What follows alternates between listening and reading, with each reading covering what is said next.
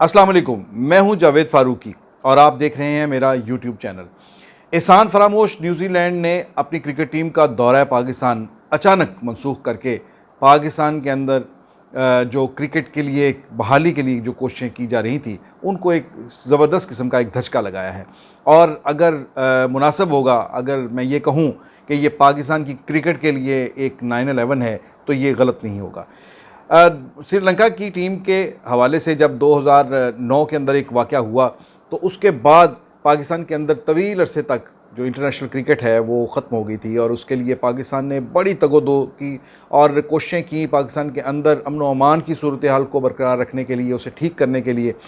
दहशतगर्द ग्रुपों के ख़िलाफ़ बड़े ऑपरेशन हुए और जिसके अंदर कई सिविलियंस जो हैं पाकिस्तानी जो हैं उनकी भी जानें गईं और बड़ी तादाद में, सैकड़ों की तादाद में जो दहशतगर्द थे वो मारे गए।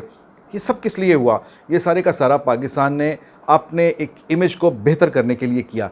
और ये तमाम जो कोशिशें थीं उसमें कई पाकिस्तान के दोस्त ममालिक जो थे उनका भी ताउन रहा। कोशिश ये इसलिए की गई थी कि ये पाकिस्तान का जो इस खित्ते के अंदर जो किरदार है उस किरदार को दोबारा से बहाल किया जाए और ये सिर्फ क्रिकेट की बहाली की बात नहीं थी बल्कि ये इस पूरे रीजन के अंदर पाकिस्तान एक इंतहाई जो इम्पोर्टेंट उसकी स्ट्रेटजिक पोजीशन है उसको बहाल करने की भी एक कोशिश थी। लेकिन ये सारी की सारी जो कोशिशें हैं, जो न्यूजीलैंड की जो टीम गई है उसने इन तमाम कोशिशों को बुरी तरह से एक धचका पहुंचाया है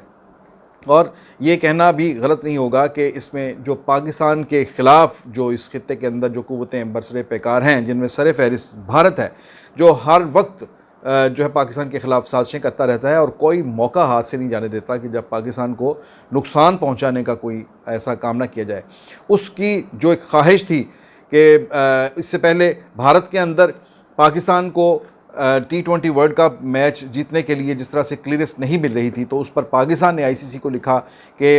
हम भारत के अंदर ज़्यादा अच्छा माहौल नहीं होगा कि हम इस वर्ल्ड कप के अंदर पार्टिसिपेट कर सकें, जिसके नतीजे में भारत से वर्ल्ड कप जो था T20 वर्ल्ड कप वो शिफ्ट किया गया अबू धाबी में। तो उसके बाद ये भारत की तरफ से ये एक अटेम्प्ट जो थी, ये हमला जो था, ये हम इससे ये मतवक्के था और ये लोग देख रहे थे, पाकिस्तान के तमाम इदारे भी और सब लोग ये इसकी तवक्को कर रहे थे कि इस किस्म की कोई अटेम्प्ट होगी। लेकिन ये न्यूजीलैंड की टीम जो गई है इसके अंदर जो अब तक की जो इतलात हैं उसमें यह है कि जो इंटेलिजेंस इत्तेहाद है एक, जिसमें न्यूजीलैंड ख़ुद शामिल है, ऑस्ट्रेलिया है, इंग्लैंड है, कनाडा है और बरतानिया है और बरतानिया है। तो ये 5 ममालिक का इत्तेहाद है। ये कहा गया है कि इन ममालिक की इंटेलिजेंस की तरफ से न्यूजीलैंड को ये कहा गया, बाकायदा तौर पर ये बावर कराया गया और आगाह किया गया कि न्यूजीलैंड की टीम को पाकिस्तान के अंदर जो है वो उसे ख़तरा हो सकता है, जिसके ऊपर फिर न्यूजीलैंड के वज़ीर आज़म ने ये फ़ैसला किया और न्यूजीलैंड की टीम को वापस बुलाया गया। मैंने अपने व्लॉग के आगाज़ में जो ये कहा कि एहसान फरामोश न्यूजीलैंड, तो ये क्यों कहा ये मैं आपको थोड़ा सा बता दूं कि एहसान फरामोशी क्या की है, पाकिस्तान के क्या एहसानात हैं न्यूजीलैंड के ऊपर। आपको याद होगा कि क्राइस्ट चर्च में जब वहाँ पर दहशतगर्दों ने मुसलमानों के ऊपर हमले किए और एक जुनूनी दहशतगर्द जो गोरा साहब था उसने इंतहाई बेईमाना अंदाज से वहाँ पर फायरिंग की मस्जिद के अंदर और दर्जनों मुसलमानों को शहीद कर दिया, जिसमें तमाम मुस्लिम ममालिक के जो मुसलमान जो थे वो मौजूद थे। और ये बड़ा ही खौफनाक इंसानी तारीख़ के चंद जो लर्ज़ा देने वाले वाक़यात थे उनमें से एक था। इस मौके पर बांग्लादेश की टीम न्यूजीलैंड के अंदर क्रिकेट सीरीज़ खेल रही थी, लेकिन न्यूजीलैंड की वज़ीर आज़म ने जब उन्हें यकीन दिलाया कि ये हालात जो हैं ये नॉर्मल हो जाएंगे, इन्हें कंट्रोल कर लिया जाएगा, तो बांग्लादेश की टीम ने वो सीरीज़ वहाँ पर मुकम्मल की। और ये किस लिए किया गया? ताकि न्यूजीलैंड किसी आइसोलेशन में न चला जाए। उसके बाद पाकिस्तान वो वाहिद मुल्क था, जो मैंने कहा कि एहसान फरामोशी की जो बात की है, पाकिस्तान वो पहला मुल्क था जो इतने बड़े दहशतगर्दी के वाक़े के बाद जिसने हामी भरी और अपनी टीम न्यूजीलैंड के दौरे पर भेजी और न्यूजीलैंड को उस एक बहरान से बाहर निकालने में एक मदद की और वहाँ पर क्रिकेट सीरीज़ खेलकर न्यूजीलैंड का जो एक इमेज था, उनका एतमाद जो था वो बहाल करने में अपना किरदार अदा किया। तो ये एक इतना बड़ा वाक़या था और इतनी बड़ा स्टेप था पाकिस्तान का न्यूजीलैंड की तरफ एक खैर सगाली का, जिसे मैं ये समझता हूँ कि न्यूजीलैंड को कभी भुलाना नहीं चाहिए था। और ये मौका जो ये आया था, इसके ऊपर पाकिस्तान की हुकूमत के साथ कम से कम वो पहले एक कंसल्टेशन करते और उसके बाद ये स्टेप लिया जाता कि इसको टीम को वापस बुलाया। अगर उन्होंने बुलाना ही था तो इसके बाद कॉमनली एक बैठकर एक डिस्कशन होती है और उसके बाद कोई फ़ैसला लिया जाता। लेकिन ये जो फ़ैसला किया गया है, इससे मैं ये समझता हूँ कि दोनों मुल्कों के ताल्लुकात जो है वो भी मुतासर होंगे, क्योंकि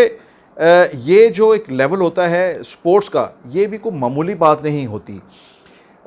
जो गली मोहल्ले की क्रिकेट है, गली मोहल्ले की खेल हैं, उसमें और मुल्की सतह पर जो खेल होते हैं उनमें यही फ़र्क होता है कि जब मुल्की सतह पर दो मुल्क आपस में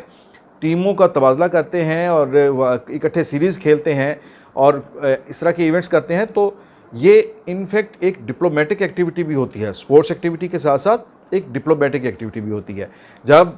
पाकिस्तान की टीम न्यूजीलैंड जाती है तो वो एक माह का दौरा है, तो वो एक महीने की वो सफारतकारी भी होती है। न्यूजीलैंड की टीम अगर पाकिस्तान आई है तो ये एक सफारती दौरा भी बन जाता है। सो ये दोनों मुल्कों के दरमियान किसी भी दो मुल्कों के ताल्लुकात को उसको उनका इजहार होता है। इस किस्म की जो एक्टिविटीज़ होती हैं हमारे सामने है कि अगर इंडिया के साथ हमारे ताल्लुकात अच्छे नहीं हैं तो इंडिया की टीम पाकिस्तान में नहीं आ रही और पाकिस्तान की टीम इंडिया नहीं जा रही। तो अगर कोई इस किस्म की बाहमी तौर पर कोई सरगर्मी नहीं हो रही तो इसका मतलब ये है कि ताल्लुकात अच्छे नहीं हैं। अगर न्यूजीलैंड की टीम को हमने इनवाइट किया और वो आए तो इसका मतलब ये था कि हम उनके लिए खैर सगाली रखते हैं और वो भी हमारे यहाँ खेलें। और सो ये एक फ़ैसला जो है ये एक उस खैर सगाली के जज्बात से, उन रिवायात से बिल्कुल उसके मुनाफी है। दूसरी ये बात जो इसके अंदर जो बहुत इंपॉर्टेंट है, अब अगर हम इसका दूसरा पहलू लें तो ये एक बहुत ही अलार्मिंग सिचुएशन है जिसके अंदर ये जो ममालिक जिनके बारे में कहा गया है कि जो है इंटेलिजेंस अलायंस है, जो जिसके अंदर न्यूजीलैंड है, ऑस्ट्रेलिया है, कनाडा, अमेरिका और बरतानिया, ये 5 ममालिक बहुत सिग्निफिकेंट हैं जिनकी तरफ से ऐसी इंटेलिजेंस शेयरिंग की गई कि पाकिस्तान के अंदर न्यूजीलैंड की टीम को ख़तरा होगा। इसको तो लेकर साफ साफ जो है वो एक सामने फैसला नज़र आता है कि जो आइंदा माह इंग्लैंड की टीम ने आना था वो भी नहीं आएगी। तो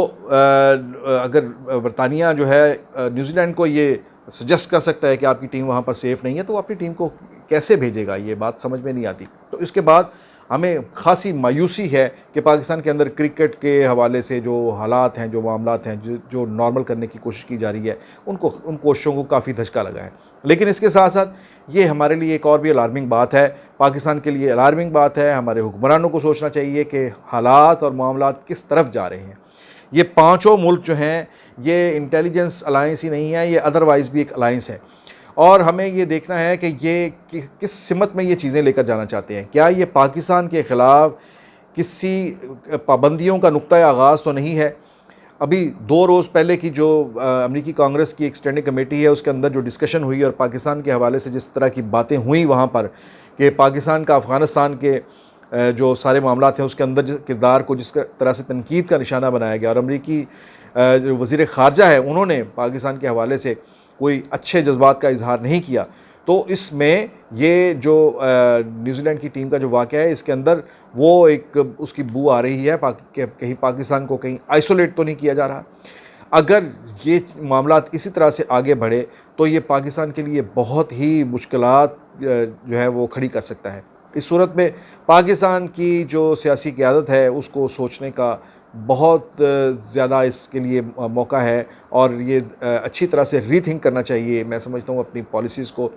और ख़ास तौर पर अफ़गानिस्तान की जो सूरत हाल बन रही है उसमें अपना जो किरदार है उसको बहुत सोच समझ कर उसके अंदर अपना किरदार जो है वो अदा करना चाहिए। और हमारी दफ्तर ख़ारजा के लिए ये जो कल वज़ीर दाखिला ने जो ब्रीफिंग दी, मैं ये समझता हूँ कि वज़ारत दाखिला की निस्बत ये वज़ारत ख़ारजा से रिलेटेड ज़्यादा मामला है, बल्कि है ही ये वज़ारत ख़ारजा का मामला। तो इसमें यह भी देखना है कि अगर हम, जब से मैं पहले ये कह रहा था कि हम ये तवक्को कर रहे थे कि भारत की तरफ से और दूसरे ममालिक पाकिस्तान को दुश्मन जो अनासर हैं उनकी तरफ से कोई अटैम्प्ट हो सकती है पाकिस्तान के ख़िलाफ़, तो इस सूरत हाल में पाकिस्तान की दफ्तर ख़ारजा है उसको ये चाहिए, उनका ये काम करने वाला है कि वो ऐसी कोशिशों को काउंटर करने के लिए कोई ना कोई स्ट्रेटजी इख्तियार करे, तैयार करे और उसके ऊपर काम करे। तो क्या किया उन्होंने इस हवाले से अभी तक? न्यूजीलैंड की टीम के हवाले से जब ये जो इब्तदाई जो बहस मुबाहिसा है इसके बादल छटेंगे तो अल्टीमेटली बहस उधर ही जाएगी, बात उधर ही जाएगी कि हमारा फ़ॉरेन ऑफिस किधर है, क्या किया गया इस सारी सूरत हाल में, इस सारे हालात में, जब आपके हमसाये में एक बहुत बड़ा एक जैसे कहें कि तूफ़ान उठ रहा है, एक हुकूमत जा रही है और दूसरी आ रही है, और वो चेंज ऑफ पावर जो है वो नॉर्मल भी नहीं है, कोई इंतखाबी अंदाज से वहाँ पर चेंज ऑफ पावर नहीं हो रहा, बल्कि ये एक ग्रुप के बाद दूसरा ग्रुप जो है उसका कब्ज़ा हो रहा है और उसके नतीजे में हुकूमत की तब्दीली हो रही है। तो और उसके अंदर पाकिस्तान की का जो तारीख़ी तौर पर जो उसके अंदर इन्वॉल्वमेंट है, तो ये सारी चीज़ों को सामने रखते हुए हम क्या कर रहे हैं, हमारा फ़ॉरेन ऑफिस क्या कर रहा है, हमारे वज़ीर आज़म क्या कर रहे हैं, हमारे इदारे क्या कर रहे हैं, क्या उन्होंने इसके लिए क्या पॉलिसी क्या अख्तियार की, इस पर ज़रूर बात होनी चाहिए और होगी आने वाले दिनों में। और हम भी आपको कुछ बताएंगे अगले वीलॉग्स में कि हमारा फ़ॉरेन ऑफिस आजकल क्या कर रहा है। ये फ़ॉरेन ऑफिस के हवाले से मैं एक खुसूसी एक अलग वीलॉग करना चाहता हूँ, आप वो ज़रूर देखिएगा। अगले वीलॉग तक के लिए इतना ही, अभी इजाज़त दीजिए, अल्लाह हाफ़िज़।